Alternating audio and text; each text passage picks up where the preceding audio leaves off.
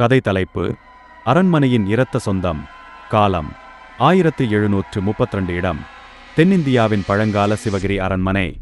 முதற் பகுதியில் சிவகிரி என்பது செல்வச் செழிப்பும் வீரமும் நிறைந்த ஒரு சின்ன ராஜ்யமாக இருந்தது. அந்த அரண்மனையை ஆண்டது மகாராஜா வீரசிங்கன். ஆனால் அவருடைய இரகசியம் ஒன்று யாருக்கும் தெரியாமல் இருந்தது. அவர் தன் சகோதரியை அரசியலுக்காக கொன்றுவிட்டார்.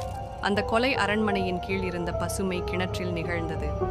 அந்த நாள் முதல் அந்த இடத்தில் அசாதாரணமான சத்தங்கள், இரவில் பாவாடை சத்தம், குழந்தை அழுகை, யாருமில்லாத இடத்தில் பாதையிலேயே செருப்புச் சத்தங்கள் என பரவலாக பேசப்பட்டது. ஆனால் யாரும் எதிர்பார்க்காத ஒரு நாள் அந்த பேய் திரும்பி வந்தது.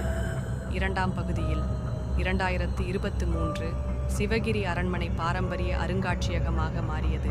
அங்கு வந்த வரலாற்று மாணவி கீதா பாழடைந்த அரண்மனையின் மர்மங்களை ஆராய வந்தவள். அவள் அந்த கிணற்றை திறந்த போதுதான் துவங்கியது உண்மையான பயங்கரம். தன்னுடன் பேசும் ஒரு குழந்தை குரல், இரவில் தான் தூங்கும் அறையில் திரும்ப திரும்ப மறைந்து பிழைக்கும் ஒரு பெண் உருவம். அவள் கண்களில் மெல்ல மெல்ல வெளிச்சம் குறைந்தது. அவளின் உருவமே மாறத் துவங்கியது. கீதை ஒருபோதும் அரண்மனையிலிருந்து வெளியே வரவில்லை.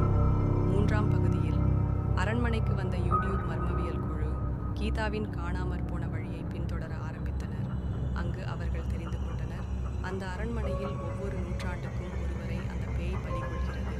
அந்த பேய் வேறு யாரும் இல்லை, மகாராஜாவின் சகோதரி வீரமல்லி, கொடூரமாக கொல்லப்பட்ட பெண்.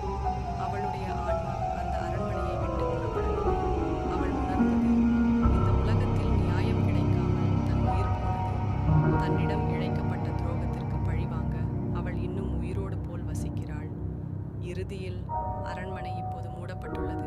அதன் வாசலில் ஒரு வார்த்தை மட்டும் எழுதப்பட்டுள்ளது: இங்கே நியாயம் இன்னும் காத்திருக்கிறது, இரத்தம் வடிவில்.